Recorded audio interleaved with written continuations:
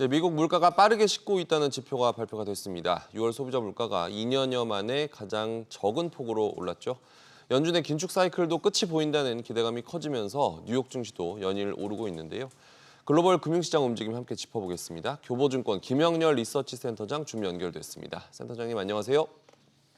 네, 안녕하세요. 네, 미국 6월 소비자 물가가 발표되면서 뉴욕 증시가 랠리를 펼쳤습니다. 사흘째 오르면서 마감을 했죠. 네, 그렇습니다.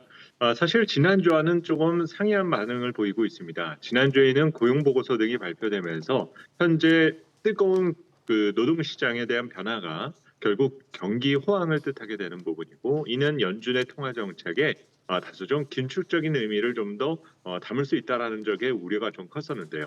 하지만 이번 주에 들어서 발표된 이 물가 지표 등에 대한 내용 등은 다소 연준이 원활 했었던 물가 안정에 대한 어떤 결과물이 서서히 가시권에 들어왔다라는 쪽의 해석을 내릴 수 있는 내용이 되는 것 같습니다.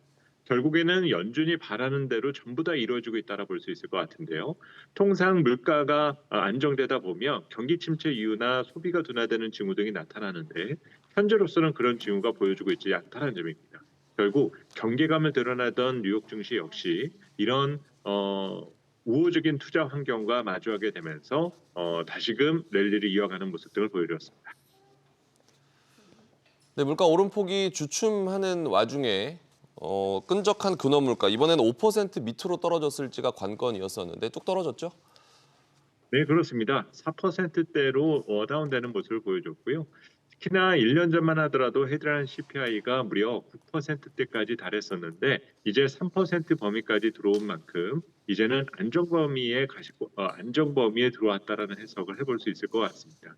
특히 직전월 대비 물가 상승률이 0.2% 정도 수준에 그침으로써 우려했었던 이런 어떤 그 기술적 물가 상승에 대한 우려 등이 조금은 제거된 상황이다라 볼 수 있을 것 같고요.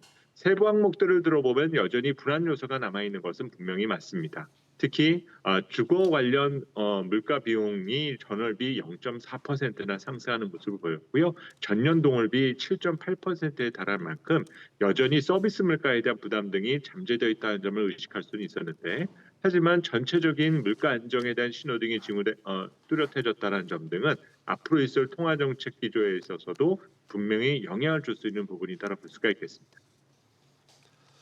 네, 이 시선은 다음 주에 있을 FOMC로 가 있습니다. 시장에서는 기준금리 추가 인상을 기정사실화하고 있는데요. 다만 연준 베이지북에서는 느리지만 성장을 이어갈 거라고 판단을 했습니다. 그래서 이번이 마지막이 될 거라는 기대감이 나오기도 하는데, 다만 연준 주요 인사들은 아직도 추가 인상에 힘을 싣고 있죠. 네. 조금 전 말씀드렸었던 것처럼 미국 물가 환경에 잠재 불안 요소 등이 남아 있기 때문입니다. 특히 정책 당국 입장에서 매파적 발언을 조금 억누르지 않는 이유 중에 하나는 자산 시장에서의 거품이 형성되는 것을 조금 극도로 경계하고 있다라 볼 수가 있겠는데요. 자산 시장에 거품이 일어나게 되면 자연스럽게 기대 인플레이션이 상승하게 되고, 이는 그동안에 수행해 왔었던 긴축적인 통화 정책의 효과를 함몰시키게 되는 다소 부정적 영향을 줄 수 있기 때문이겠죠. 하지만 하반기 그리고 7월 FOMC는 금리 인상을 한 단계 하더라도 이것이 마지막이 될 수 있는 확률은 그만큼 커졌다라 볼 수가 있겠고요. 과연 소수 의견에 대한 의견이 등장하는지의 여부, 그리고 이 금리 인상 결정 이후에 물가와 경기에 대한 연준 의장에 대한 진단, 이런 내용 등이 가장 주목할 만한 내용이 될 것 같고, 어쨌든 7월 이후로는 FMC가 8월을 건너뛰고 9월로 넘어가는 만큼 단기적으로는 통화 정책에 대한 어떤 부담에서는 벗어날 수 있다라는 것이 긍정적인 면으로 볼 수 있을 것 같습니다. 네, 일단 아직까지는 여전히 공격적인 측면을 갖고 있는 연준과는 다르게 아시아에서는 변화 조짐이 보이고 있죠. 오늘 한국은행이 금통위를 열기도 하는데 한은은 연내 금리를 내릴 수 있다는 가능성도 나오고 있습니다. 또 중국은 디플레이션 공포가 더 커지고 있고 완화 정책을 고수하는 일본도 별반 다를 게 없어 보이는데, 대체로 아시아는 이제 물가보다는 경기 부양에 더 무게를 둔다, 이렇게 볼 수 있을까요?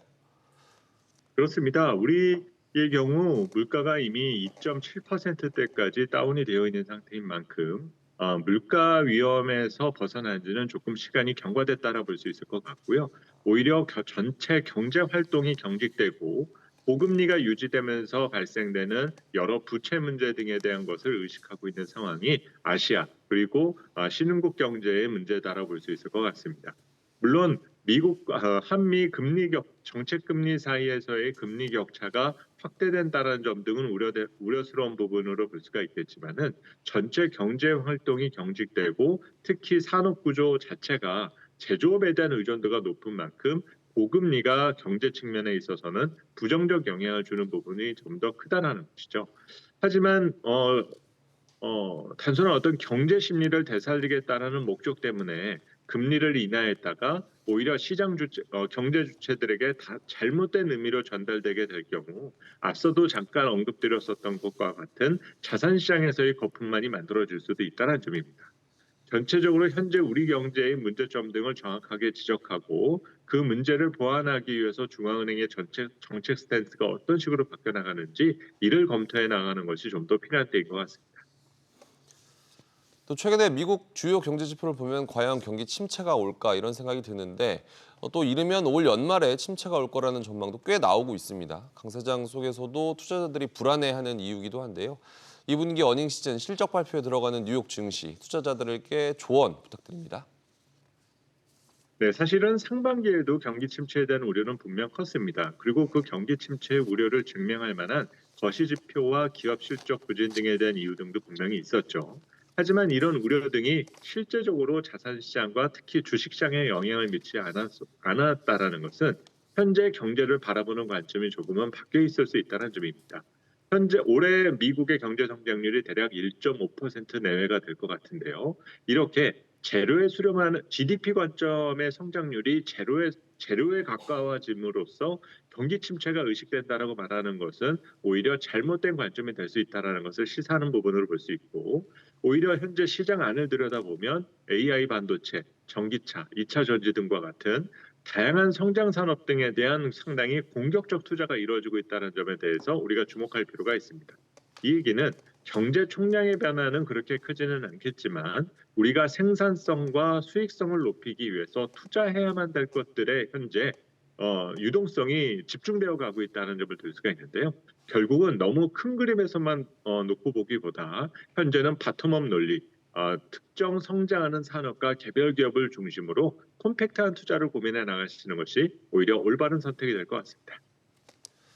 네, 교보증권 김영렬 리서치 센터장 얘기 들어봤습니다. 센터장님 고맙습니다. 감사합니다.